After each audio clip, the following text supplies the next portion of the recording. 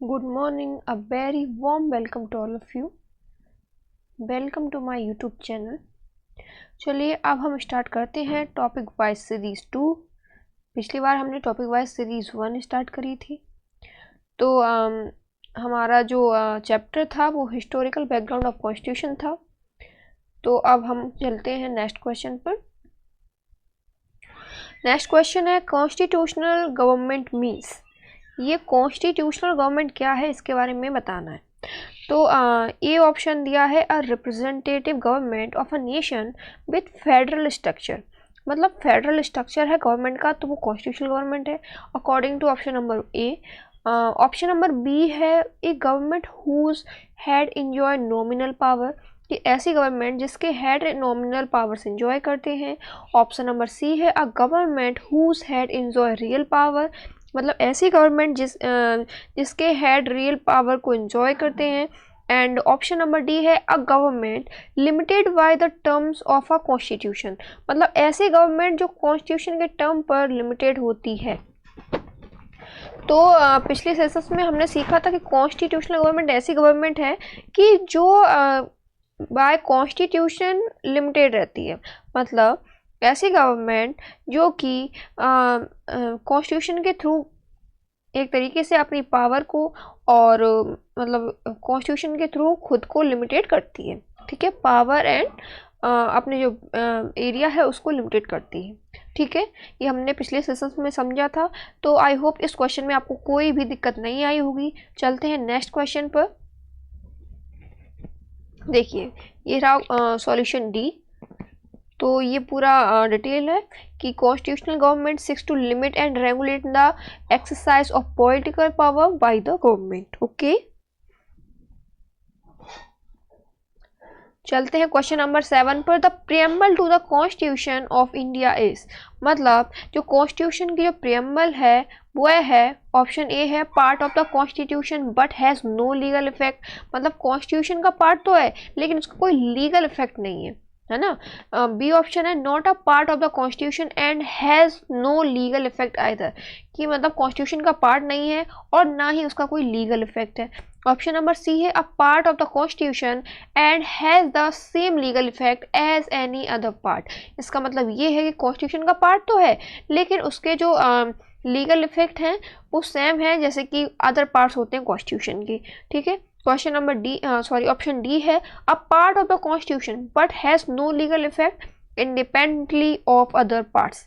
देखो इसका मतलब ये है कि कॉन्स्टिट्यूशन पार्ट जो प्रियम्बल है वो कॉन्स्टिट्यूशन का पार्ट तो है लेकिन उसका कोई लीगल इफेक्ट नहीं है, जैसे कि कॉन्स्टिट्यूशन के अदर पार्ट्स होते हैं उनका लीगल इफेक्ट होता है ना, जैसे ही प्रियम्बल का कोई लीगल इफेक्ट नहीं है इंडिपेंडेंटली ऑफ अदर पार्ट्स, जैसे कि अदर पार्ट्स इंडिपेंडेंटली उनका लीगल इफेक्ट है, वैसे ही कॉन्स्टिट्यूशन का जो प्रियम्बल है उसका कोई लीगल इफेक्ट नहीं है इंडिपेंडेंटली। ओके, तो इसका ऑप्शन डी करेक्ट है।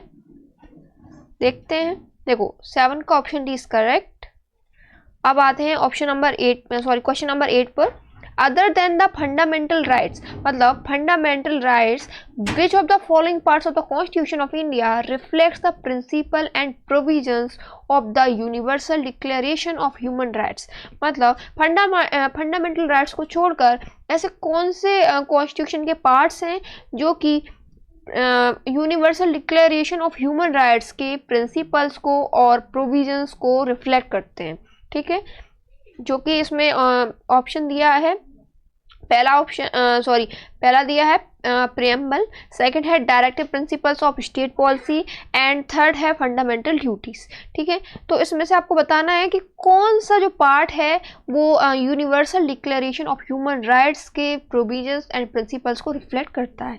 तो उसमें पहला कोड दे रखा है option number A 1 and 2 only, option number B है 2 ओनली, ऑप्शन नंबर सी है 1 and 3 only and option number D है 1 2 3।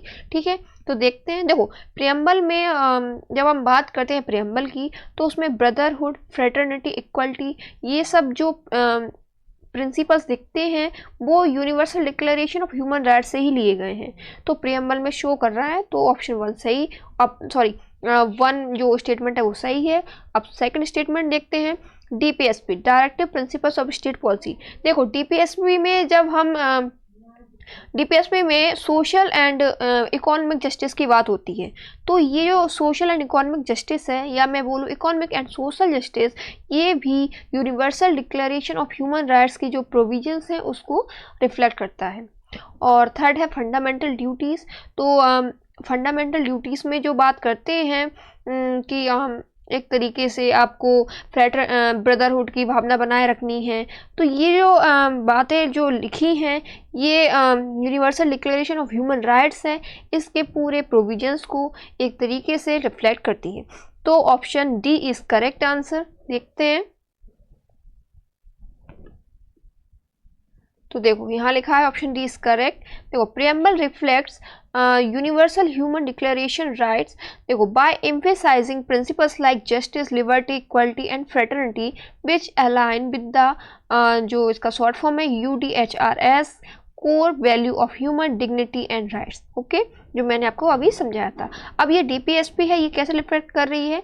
देखो इसमें लिखा है ना economic and political justice, social, economic and political justice, जो कि जो universal declaration of human rights इसमें शो होते हैं। ठीक है, अब फंडामेंटल ड्यूटीज कैसे रिफ्लेक्ट कर रही हैं? देखो by emphasising civic responsibility and promoting a harmonious just and inclusive society, मतलब फ्रेटर्निटी की भावना, ठीक है ना, और रिस्पॉन्सिबिलिटी देना सिविक को, ये सब एक तरीके से universal human declaration of human rights के बारे में शो होती है। ओके, अब नेक्स्ट चलते हैं क्वेश्चन पर।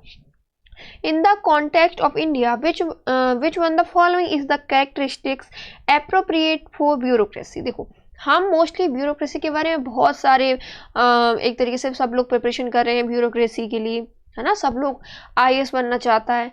तो हमें एटलीस्ट उसकी डेफिनेशन तो पता होनी चाहिए कि क्या ब्यूरोक्रेसी की डेफिनेशन है। ठीक है, अब देखते हैं option A, an agency for widening the scope of parliamentary democracy. क्या ब्यूरोक्रेसी एक ऐसी एजेंसी है जो कि पार्लियामेंट्री डेमोक्रेसी की जो स्कोप है उसको वाइडन करती है ना। बी है an agency for strengthening the structure of federalism, मतलब ऐसी एजेंसी है जो कि फेडरलिज्म के स्ट्रक्चर उसको स्ट्रेंथ करती है।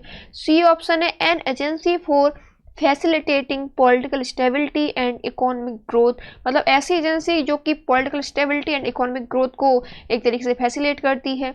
एंड डी ऑप्शन है an agency for the implementation of public policy. आपके अकॉर्डिंग ब्यूरोक्रेसी क्या है? हम लोग जानते हैं कि ब्यूरोक्रेसी ऐसी एक तरीके से ग्रुप ऑफ पीपुल्स हैं जो कि पब्लिक पॉलिसी को इम्प्लीमेंट करते हैं, है ना, जो कि हमें एग्जीक्यूटिव के थ्रू जो पॉलिसियाँ मिलती हैं, जो ऑर्डर्स मिलते हैं, उनको हमें पब्लिक में एक तरीके से इम्प्लीमेंट करवाना होता है। समझ में आ रही है बात? तो इसका ऑप्शन क्या है? इसका ऑप्शन होगा डी इज करेक्ट। मतलब ब्यूरोक्रेसी क्या है? Bureaucracy is an agency for the implementation of public policy. देखते हैं आंसर। देखो सॉल्यूशन डी है, तो ये लिखा है bureaucracy refers to an administrative policy implementation group which is a body of non elected government officials. ये इलेक्टेड नहीं होते हैं, यूपीएससी इनका एग्जाम कंडक्ट कराती है, सभी को पता होगा क्योंकि हम सब उसी की तो प्रिपरेशन कर रहे हैं, है ना। तो the major objective of bureaucracy in India has not been parliamentary democracy's expansion but rather the implementation of the decision taken by the executive, मतलब एग्जीक्यूटिव के जो डिसीजंस होते हैं, जो ऑर्डर्स होते हैं, उनको इम्प्लीमेंट करना ही डेमोक्रेसी का एक तरीके से वर्क है या ड्यूटी है ना। With all India service at the help of major bureaucratic structure, it cannot be said that strengthening of federal structure is its main characteristics. Okay, समझ में आ गया क्या इसका characteristics है कि implementation of decision taken by the executive is main aim of bureaucracy. Okay, चलते हैं next question पर। अब है a constitutional government by definition is a. देखो ये कॉन्स्टिट्यूशनल गवर्नमेंट का जो क्वेश्चन है इतनी बार पूछा गया है जो आपके लिए बहुत ज़्यादा इंपॉर्टेंट है ना, तो आपको इसकी डेफिनेशन रटी होनी चाहिए। तो हमें पता है क्या होगा, तो देखो ऑप्शन दे रखा है a government of legislature, B है पॉपुलर गवर्नमेंट, सी है multi party government and D है लिमिटेड गवर्नमेंट। तो हमें पता है कॉन्स्टिट्यूशनल गवर्नमेंट ऐसी गवर्नमेंट है जो कि कॉन्स्टिट्यूशन के थ्रू लिमिटेड रहती है ना, कॉन्स्टिट्यूशन के थ्रू लिमिटेड रहती है या होती है। तो ऑप्शन डी इज करेक्ट। देख लो ये पूरी डेफिनेशन है जो कि हमने इतनी बार क्वेश्चन सॉल्व करा है ये कॉन्स्टिट्यूशनल गवर्नमेंट का। तो आई होप ये समझ में आ गया होगा। ठीक है, आज का सेशन हम यहीं ख़त्म करते हैं, अगला सेशन हम कल लेकर आएंगे। Okay, thank you.